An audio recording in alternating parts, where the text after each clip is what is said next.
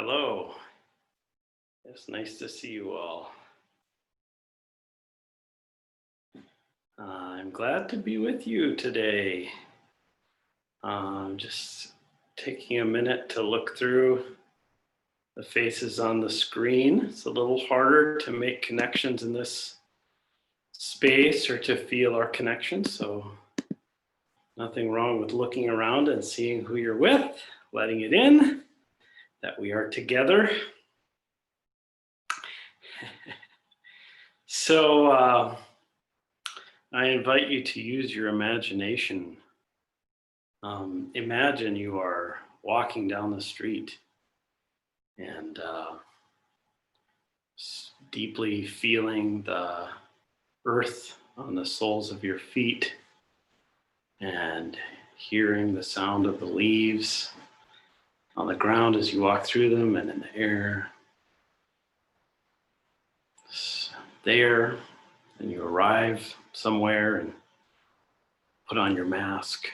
There's a line of people and you stand together. And then someone hands you a piece of paper and a pen and directs you to a little booth. And you look down at the piece of the paper and it's covered in black marks on white, which you know to be letters and words, the names of people which you have studied and learned about and considered. And next to the names are little ovals. You take a pen and you fill out some ovals informed by your commitment to being aware of what's happening in the world. And then you take a piece of paper and you put it in a little machine that eats it up. Ooh. And then you walk back outside, free to choose the next beneficial course of action. Right here amidst the total evidence of your senses and your heart and your mind. Pretty simple. Pretty simple.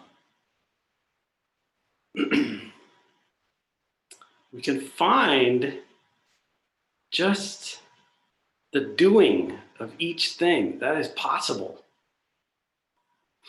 And of course, voting is something I encourage.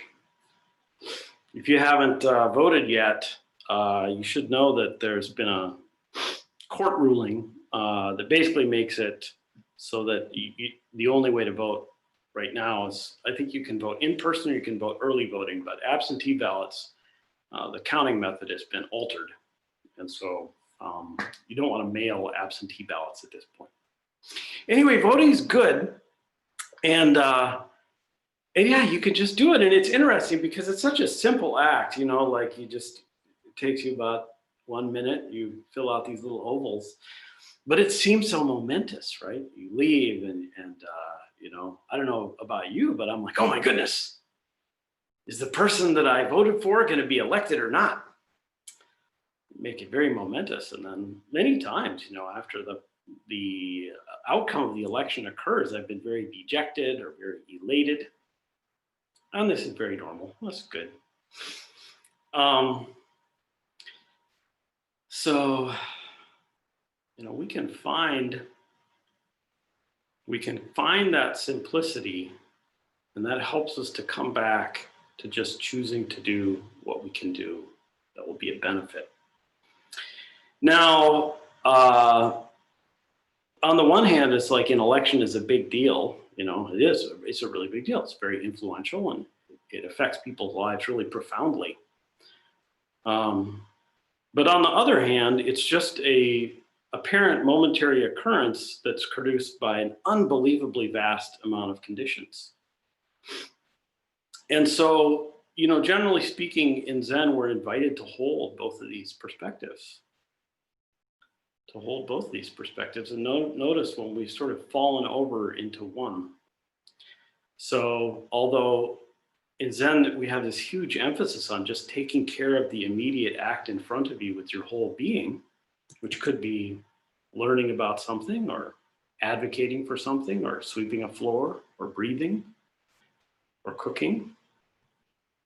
or looking at the ceiling as you prepare to fall asleep.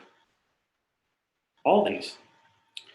But it's, you know, Zen doesn't like deny the importance of our need to recognize things as important. We have like beautiful and complex rituals that take a lot of work to construct, that where we honor people's commitment to things. We have initiation ceremonies, ordinations, we have services every morning to remind us and highlight the value of our individual, every moment's individual act, but also to kind of coalesce all that and say, this moment, this particular moment of doing this ritual has particular power. We're honoring that.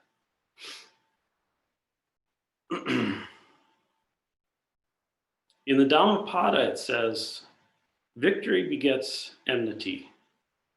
The defeated dwell in pain. Happily, the peaceful live, discarding both victory and defeat. So the thing is, we're likely to think of an election in terms of victory and defeat, but you could also just say someone has been elected. They didn't beat anybody and they didn't win. Although the Dhammapada, which is like, you know, a distillation of early Buddhist teaching, says victory begets enmity, the defeated dwell in pain, happily the peaceful live, discarding both victory and defeat. The Pali Canon is enormously characterized by occasions where people come to the Buddha and argue with him. And he enters that relationship with them, and the stories tend to turn out, because these are religious texts, the Buddha helps someone to see something really different than they saw before.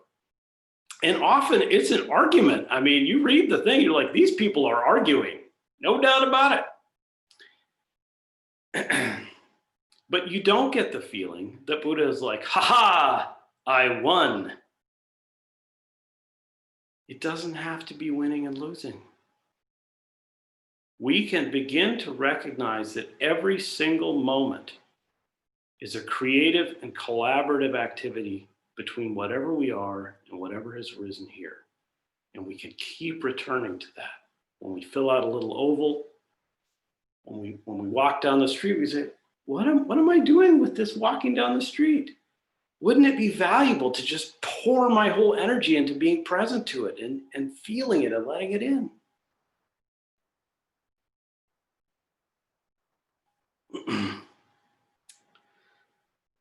So this way of recognizing that every moment is this opportunity to really recognize we're in relationship, and it's a collaboration where we're creatively engaging with the universe moment to moment. This is refuge. This is refuge. When you begin to really find this, you can begin to feel, this is where I belong. This is the most real and radical safety that is available to me. The theme of my talk today is going for refuge. Going for refuge. I think my editor, the literary editor I work with, would probably say I buried the lead, but that's okay. Here we are, going for refuge. You know, going for refuge is a central idea throughout Buddhist literature, taking refuge in the Buddha, the Dharma, and the Sangha, which, you know, in the original literature, that meant, you know, just going for refuge in the actual teacher, the person who was known as Buddha, the Dharma, which is the body of teaching, and the Sangha, which is the community of practitioners in that literature, specifically Buddhist practitioners. So refuge is on my mind, one, because I'm co-leading a study group on refuge with Minna Jan, and right now with MZMC and a bunch of other people who are here. I see some of you. And also because I think a lot of people are feeling a need for refuge. From a practical perspective, this is the most socially or culturally difficult, fraught, and painful time I have ever seen. I'm only 50 years old, And it's only my perspective. But the pandemic we're living in, I've never experienced anything like it. I mean, I'm a Zen guy. I could say I've never experienced anything like anything else, but I've never experienced anything like this, people. It's really a trip. And the enormous upsurge of energy for transformation of our society to disrupt oppressive systems and the massive backlash against that is like nothing I've ever seen. What I saw in Minneapolis, as I talked to people, as we convened meetings, as I marched in the streets earlier this year was enormous. Now, I talked to many people who were alive in 1968, and they often said, this is pretty familiar to me. But I had not been born. And that's a while ago, everybody. It's quite a while ago. So the Buddhist teaching of starting with the idea of refuge, like you enter the path by taking refuge, it's indicative of the profound psychological insight of early Buddhism. People need to feel safe. It's a deep human psychological need and the basis on which transformation can happen. And we need collectively to create a context where people can feel safe.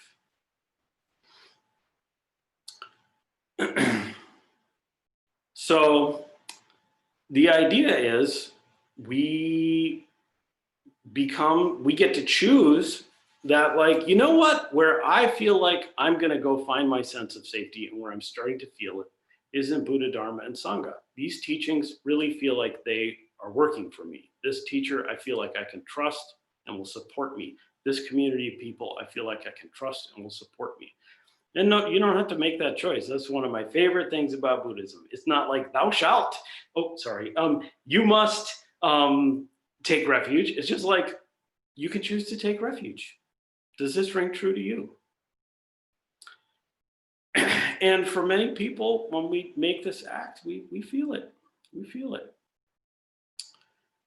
So one of the really weird things about this, though, is you go, okay, I'm going to go for refuge. This is where I'm going to get my sense of safety. And then basically the thing is the Dharma says, yeah, there's no real safety. Where I'm inviting you to find your safety is recognizing that the world is constantly changing. There's nothing you can really hold on to. Anything that you try and grasp or keep will not prevail. And what you're invited into is find refuge in something much deeper than anything you can get, gain, control, or get rid of. I just can't resist reading this line from the Vimalakirti Sutra. Vimalakirti is like this intensely, he's really into challenging your regular way of looking at things. I'll put it that way. The Dharma is not a secure refuge. He who enjoys a secure refuge in the Dharma is not interested in the Dharma. He's interested in a secure refuge. So, yes, we need to feel safe. But if that safety comes by shoring up our defenses, by holding on, we will be constructing a refuge which is insecure. It's a sandcastle.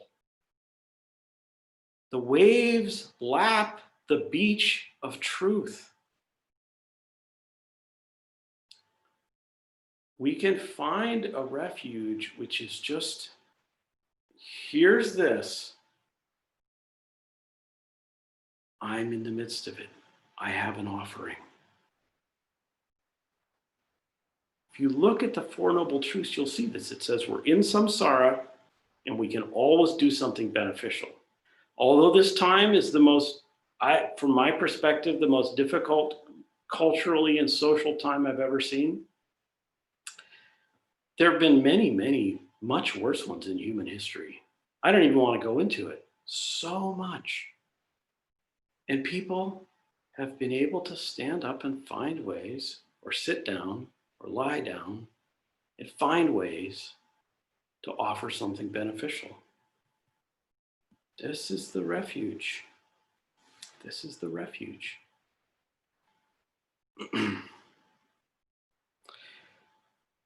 So I'm going to do a little visualization thing in a minute. I guess I started with a visualization too. I just want to talk about visualization for a minute. You know, the Dhammapada starts by saying our life is created by mind. Whoa, that's not the way I usually think of it. But to say this in real simple terms, I would say Buddhism and Yogacara, which I generally base my teachings on, Yogacara Buddhism, really emphasize that what we experience matters. It really matters. If you're experiencing things in this way, even though it may disagree with how someone else is experiencing it or how the objective world is, it really matters. And the way someone else is experiencing it, even if you totally disagree with them, really matters, because that's the only way they access reality. No one accesses reality outside of the way they're experiencing it right now. And the place that liberative activity is possible, that healing is possible, that a creative, collaborative engagement with what is possible is now. So visualization is de-emphasized in Zen, but in some schools it's used a lot. And coming out of the Yogacara and into the Tibetan, it's used like a whole lot. They're really amazing, wonderful visualization practices. And you know what these show? They show the power of mind. So 1800 years ago, Buddhists were like, wow, you know, if you visualize this thing and you experience it, it will condition your mind to have that kind of experience. Pretty simple. And so they were like, well, what if you just picture loving people a lot? You'll start loving people more. It's cool. What if you picture beloved people standing next to you? You might feel supported. It's possible. And this has been borne out extensively with science. Science agrees with this basic idea. You know, it's pretty well done. And we, you know, it's like if you sit around and think about something that's really stressful to you, your body starts making all the same stress hormones it makes as if that thing is present in your direct sensory experience. One of the more amazing ones is when they figured out that people who have some training in playing basketball, it's like actually practicing shooting free throws is very similar in outcome in how much it improves your free throw throwing as just visualizing, really carefully visualizing free throwing correctly. This is why in sports, it's very, very common. It's pretty standard to use visualization exercises because they just work. If you create in your mind something, it conditions the mind. So anyway, that's just, we're getting somewhere with this. Because I will be inviting you to do some visualizing. Now, the visualization I want to do is a practice called the 7 homecomings that we have been using in the Going for Refuge study group. And the 7 homecomings is a practice that was made up, I think, is being promoted, but I think it is a creation of Lama Rod Owens. Lama Rod's a wonderful teacher, a contemporary teacher. And Lama Rod is the co-author of the book Radical Dharma, which really emphasizes talking about the experience of being Black and Buddhist in the United States, which is often been very fraught for many people because of the prevailing unacknowledged white culture of many Buddhist sanghas. So that book is a really great invitation to really investigate the racialized nature of our communities and learn to be genuinely inclusive. And Lama Rod, his newest book is called Love and Rage. And I haven't read the whole thing, I've only read parts. But one thing I'm struck by this book is one of my all-time most inspiring favorite human beings is Bell Hooks, who's a Buddhist and one of the architects of what we think of as intersectional feminist liberation theory. And Bell Hooks, one of her books is called Killing Rage. And then she's also Black. And then Ruth King, who is just like a radiant being of love and liberation, who is also Black, has a book called Healing Rage. I'm like, wow, 3 of the most prominent Black Buddhists in the world all have books with rage in their title. What does this tell you? It tells you something about something people are feeling. So, and we all need refuge. So my sense is those teachers all recognize that people like them who are Black experience a lot of rage living in this culture. And so they need refuge. And refuge begins by being honest about what's going on. Just starting there. And you might be like, well, I don't experience a lot of rage, or I can't identify with that, or I don't think, why should we be talking about that? That's all. Your perspective. I'll come back to where each person's perspective is the only place they have the possibility for engaging in liberation and healing. Buddhist practice. What this also makes me think of, because I haven't seen a lot of Buddhist books by white people with rage in the title, is that we're different. There are differences. And it's good to be real about that. I think one of the greatest books I've read in the last several years is Just Mercy by Bryan Stevenson, who's a civil rights attorney. And there's a really good movie too, but the book's even better. He's a great writer. But in it, he says, we all share the condition of brokenness. We all share the condition of brokenness. We have all been hurt, and we have all hurt somebody. We all share this condition of brokenness, even though our brokenness may not be equivalent. Sounds a little bit like acknowledging that we're all in samsara, and we all experience it in our own particular way. And we can do something. And it helps to do something by starting with finding refuge, which is why I want to now lead the 7 homecomings practice, which Lama Rod created. And this practice will be a guided visualization meditation practice. So I'm just going to invite you to find whatever posture you like for meditation. This will probably be about 15 minutes. And will be eyes closed meditation. Visualization meditations generally are. So usually I suggest when meditating that you turn so you're not looking straight at the camera, but it's in your field of vision. So like on Zoom, we can connect with each other, know if something weird has happened, but we're not being constantly stimulated by it. So for Zazen, which is an eye open meditation, that's optimum. But since your eyes are going to be closed, you'll probably be fine here, wherever you're looking. So I just invite you to settle the awareness in the body. Just notice your own physical sensations, perhaps grounding in the breath, the first foundation of mindfulness, and what is called in Yogacara access to calm abiding, the breath.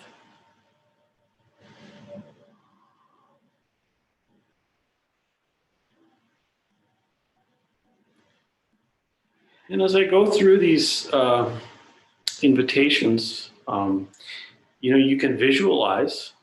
So that's actually trying to picture with your mind visually, or you can engage any of your other senses with imagination.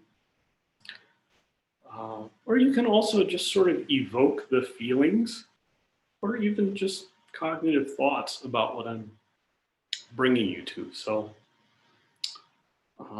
for some people, visualizing, they actually find it stressful because they're like, I can't picture anything. I must be doing it wrong. That's fine.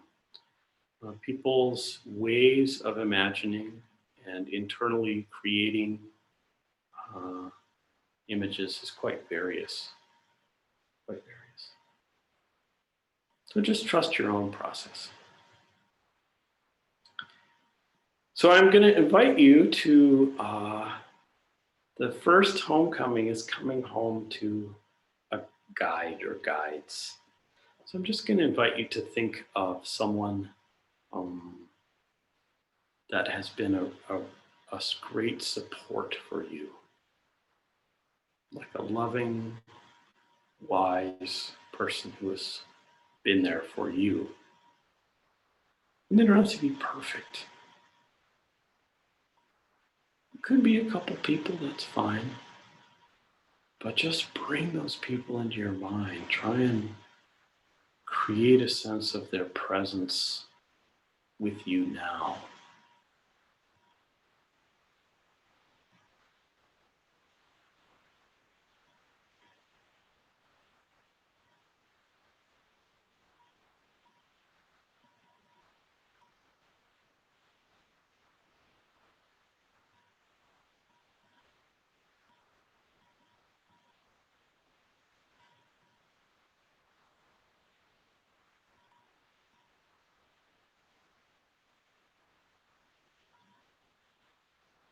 Just notice in particular whatever feelings arise. Let them in.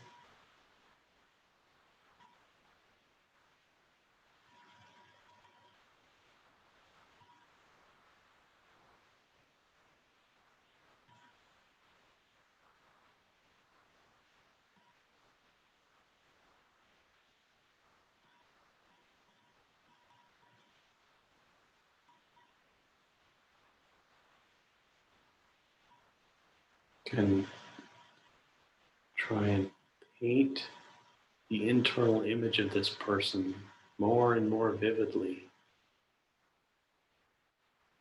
What are the sounds? What a scene.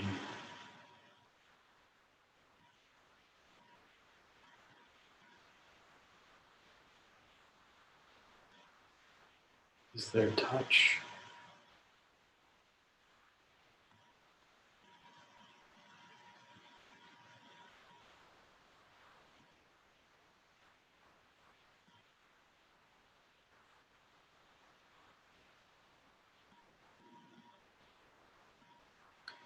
We'll just let this visualization go and just rest the mind for a moment in the body and the breath.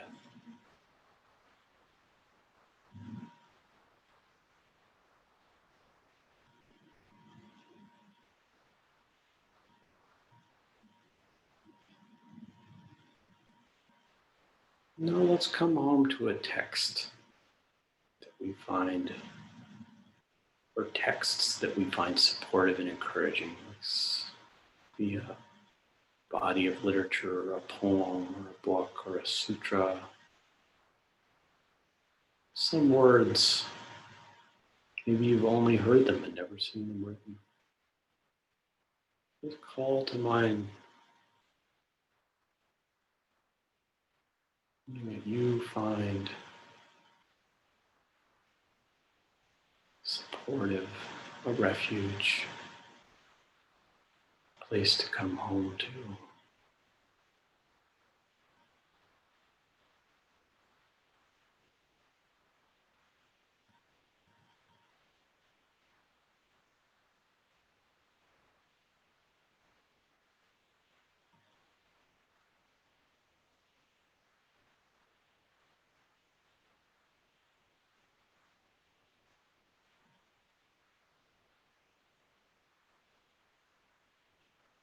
Let's just let this particular imagination go.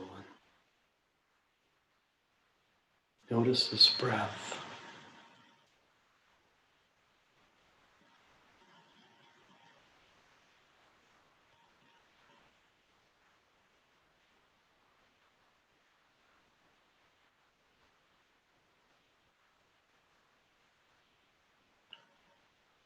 So let's find in our minds a community of homecoming.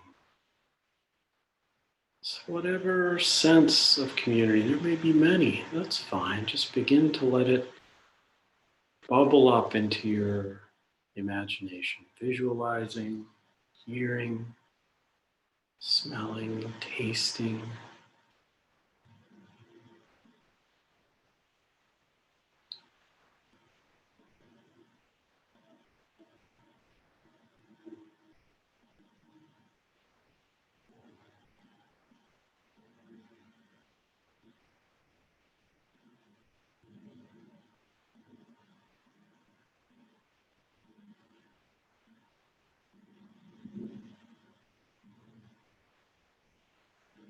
Community. Community that is a coming home for you.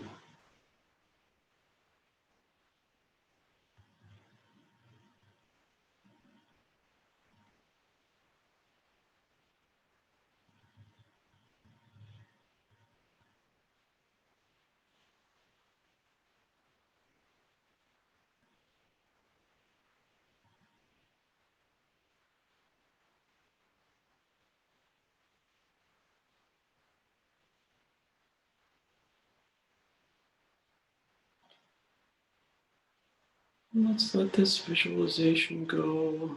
Go the imagination.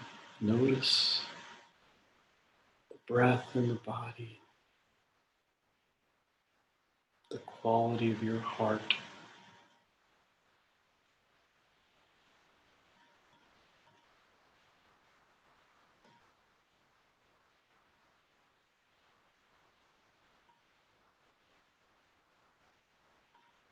And let us find homecoming in ancestors,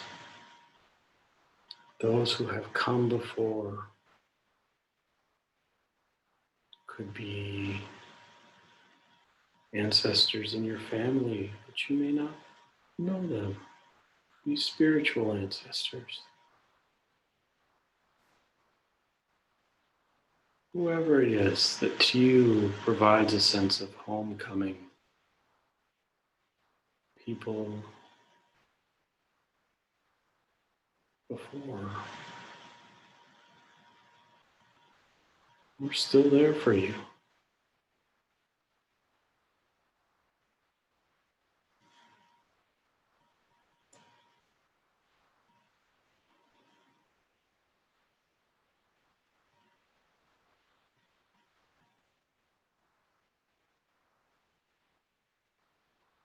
You can think of many individuals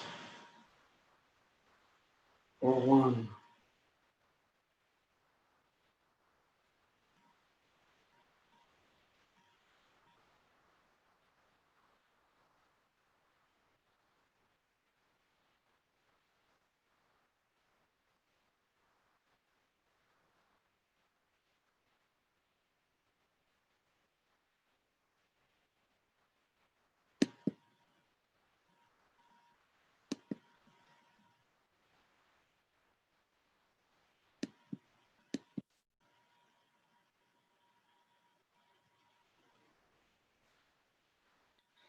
And let's let this imagination go. Rest here in the body as it is experienced now.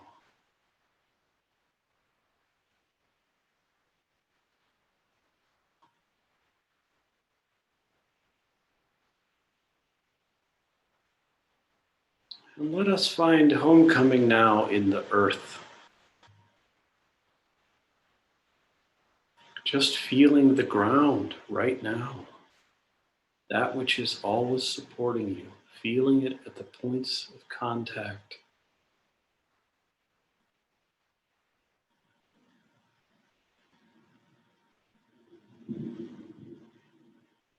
But also, if you'd like, visualizing the earth in whatever way feels to you like a homecoming. Maybe a place where you feel grounded. You feel the actuality of your earthness.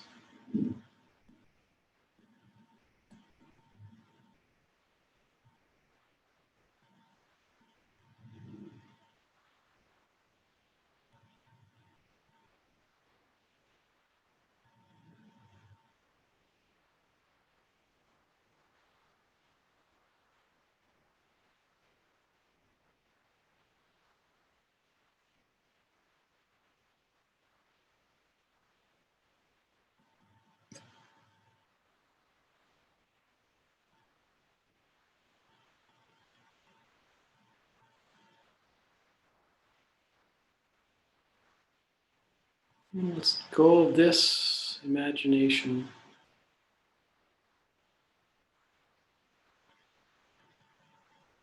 Rest in the breath.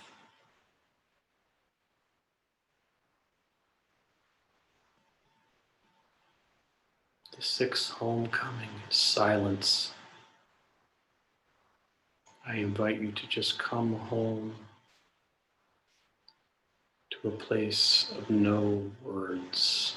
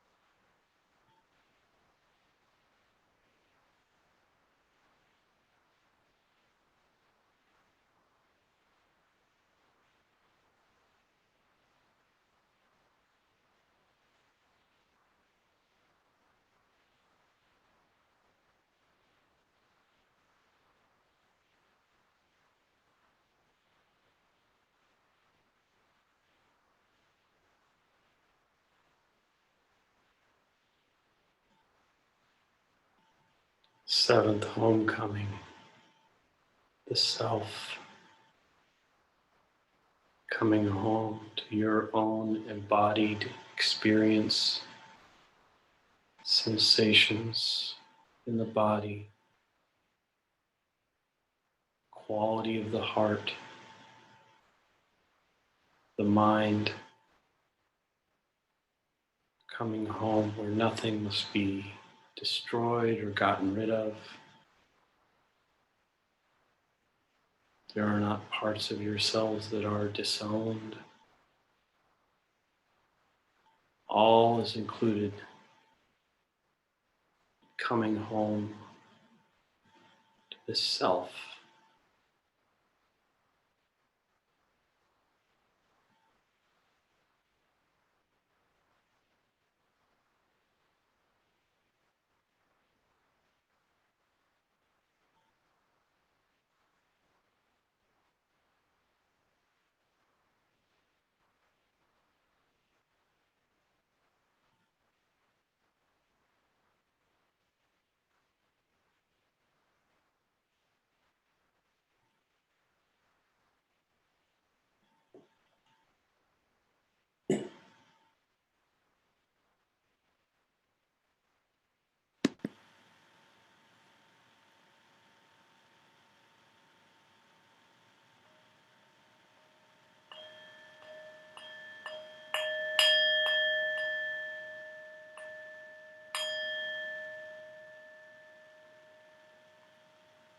All right, well, you can open the eyes, reorient yourself to the sensory environment and the group of people here in this Dharma occurrence.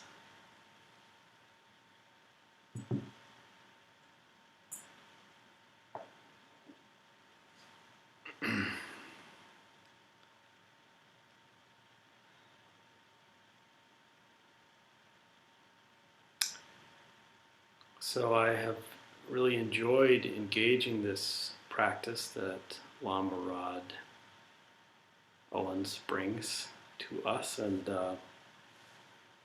having enjoyed it in many ways, just thought in my life about how I can create a sense of being at home. I know the funny thing is, is like people have a deep need for a home, but now everyone is grumpy because they're at home all the time. Because we're complicated. Human beings are pretty complicated. But there's a simplicity that is available. Just come and say, oh, I feel a little shut in or a little sad. There's a simplicity in just being there. Or listening to another person whose experience is different. They're like this has been great. I haven't had to talk to anyone in 6 months. I'm an introvert. We're all different. It's okay. And I'm all different. I'm different than I was 2 minutes ago. Surprise! This collaboration with what's arising is a collaboration with the whole.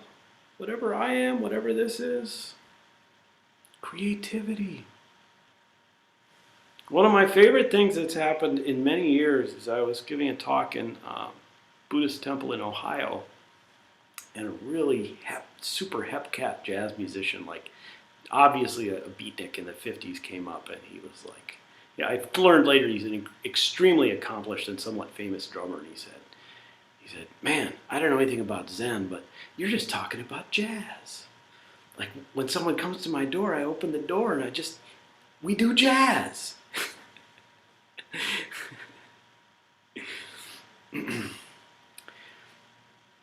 I also just got to say, I felt these 7 homecomings very deeply because I do the Soto Zen service usually 3 days a week. Just 3 days a week most of the time nowadays, sometimes 2. I've been doing that for 10 years or something. Used to be 1 or 2 days a week, 1 day a week, 0 days a week. But in that ritual, all these homecomings are deeply embedded. We invoke our guides. We call in the teachers who have been there for us. We chant texts out loud. We do this ritual in community. The main reason I do the ritual, I didn't want to do rituals. I just wanted to be with people who are doing zazen. I do it with real people who are in this group. We invoke the ancestors, especially on Saturday. We list, I don't know the number, 80, 90 more ancestors. We call them in. The earth, we find homecoming the earth. I mean, we get down on the ground if we're physically able and put our faces on the earth. We touch it. And there's not a whole lot of silence in the ceremony, but I feel like we make up for it with the hour of zazen beforehand. And of course, Buddhism is about realizing no self and the non-self nature of all phenomena, but that only happens immediately here when we come home to whatever this self is. No self and self are identical. That doesn't mean self isn't no self, or no self isn't self. It means something more mysterious that can only be found when we really settle. Come to zazen. Join this practice. Come to rohatsu. It's possible to really settle. Settle in to refuge, which is whatever this is, plus whatever I'm going to jump into with it right now.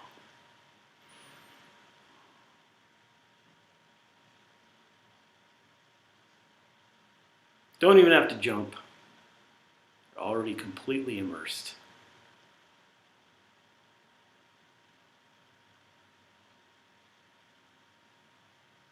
Thank you all for your kind attention.